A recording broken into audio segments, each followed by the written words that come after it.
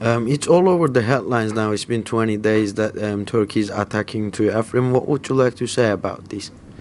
Well, Unite has been very clear for a long time now. We have supported all the democratic and progressive forces in Turkey, and we've made it absolutely clear that we've always stood shoulder to shoulder with our Kurdish brothers and sisters in their struggle and the particularly extreme repression that they're facing there.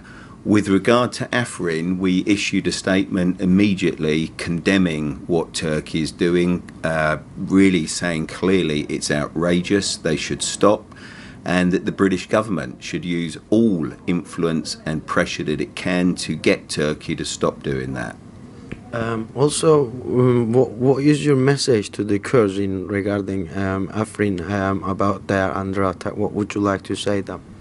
Well, like I say, I think the real outrage in this is Afrin has been an area in the middle of the tragedy of Syria. It's been an area of relative peace and stability. As I understand it, the population has doubled because hundreds of thousands have gone and sought refuge there.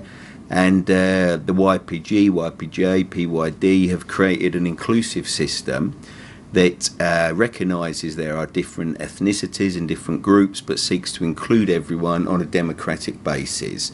So for Turkey to now attack that area, worsening the problem and using the lie that it's being used as a base to attack Turkey is utterly outrageous. And even more disgusting is there is a lot of evidence emerging that they are using ISIS fighters and members of Al-Nusra Front to lead and take part in that attack.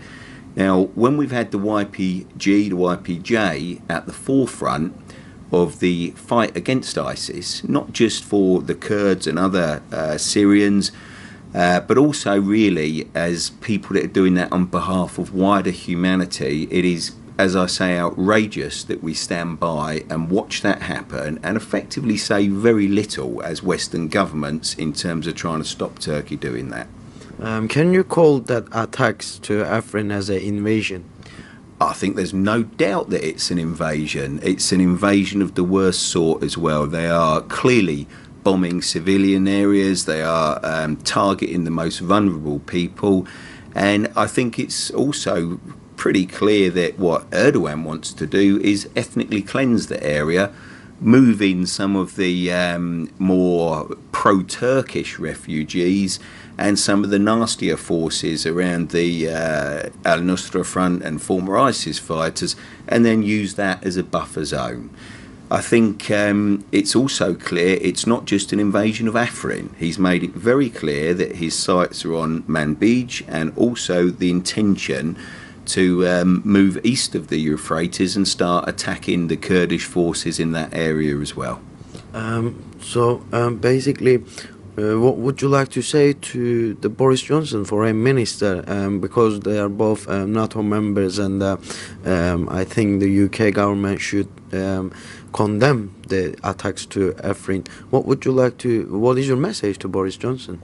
Well, we've said very clearly as a union, as have many other unions as well, to the British government that it is unacceptable, it's outrageous, and they should take action to stop it, particularly, as you say, it's another NATO member country. To Boris Johnson specifically, I would say, look, stop coming up with this nonsense and talking about these actions as if they are part of some legitimate security concern of Turkey.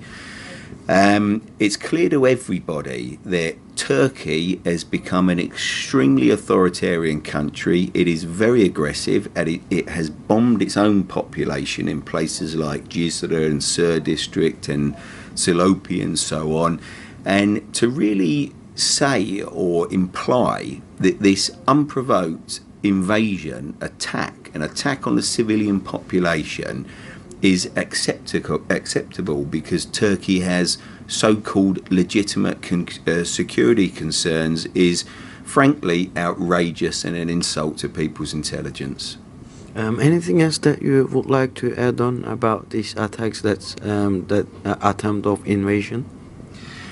Yeah, I think I think most of us who've been involved in some of the solidarity work for some time now have recognised that the battle that is going on in Syria and indeed the wider Kurdistan area, if you like, the wider Middle East, is a battle of fundamental importance. I think we recognise the most progressive forces, those that are very much for an inclusive, democratic solution to the problems there and who respect women's rights and put them at the forefront, is the Kurdish population in many of those areas under the leadership of the Kurdish political movement. So it's vital for they themselves, it's vital for the wider region, and I think it's not exaggerated to say it's vital for the entire world that this area finds the peace, stability and democracy that it so desperately needs. And in that respect, what I would really add is to urge everybody who cares about that, every organisation that is concerned about that, every trade union, to really stand in solidarity with the people of Afrin and do everything they can to pressure our government to act and put pressure and stop the Turkish government doing what it's currently doing, and also to make the Kurdish people there and the wider population understand that they're not alone, they haven't been abandoned, and we'll do all we can to support them. Thank you very much.